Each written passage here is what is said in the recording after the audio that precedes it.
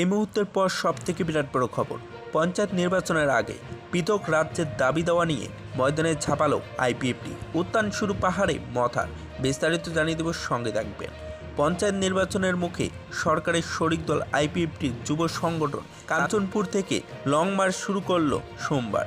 এই দিন ফিতা কেটে এই লং মার্চের সূচনা করলেন আইপিএফটি দলের সভাপতি প্রেম কুমার রিয়াং। খুমুলুং পর্যন্ত হবে এই লং মার্চ। এই দিনের লং মার্চে উপস্থিত ছিলেন গড়া কয়েকজন কর্মী এবং পঞ্চায়েত নির্বাচনের আগে দলের অস্তিত্ব সংকটে হওয়ায় এই আন্দোলন দলের কাছে অত্যন্ত গুরুত্বপূর্ণ। দলের সুপ্রিমো এনসি দেববর্মা প্রয়াত হওয়ার পর থেকেই তীব্রমতার উত্থান শুরু হয় রাজ্য পাহাড়ে। মথার দাবির সঙ্গে রাত দিন ফারাক নয় আইপিএফটির দাবি। এই দাবির উপর ভর করেই এবার অস্তিত্বের জানান দিতে ময়দানে ঝাঁপিয়েছেন দল, এমনটাই মনে করছেন রাজনৈতিক মহল। কারণ অস্তিত্ব রক্ষা করার দলের বর্তমান হাইকমান্ডের কাছে বড় চ্যালেঞ্জ হয়ে দাঁড়িয়েছে। বিগত বিধানসভা নির্বাচনে আশা অনুরূপ ফল করতে পারেননি দল।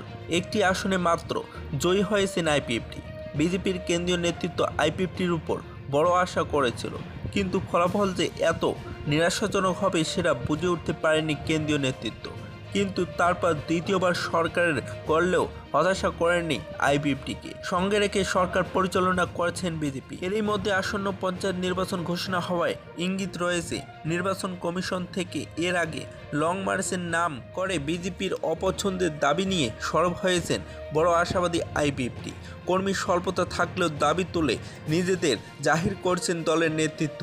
যদি ভিডিওটি ভালো লাগে তাহলে একটি লাইক দেবেন, চ্যানেল নতুন হলে সাবস্ক্রাইব করে পাশে থেকে বেল আইকনে প্রেস করে রাখবেন এইরকম লেটেস্ট ভিডিও আপডেটগুলি সর্বপ্রথম পাওয়ার জন্য।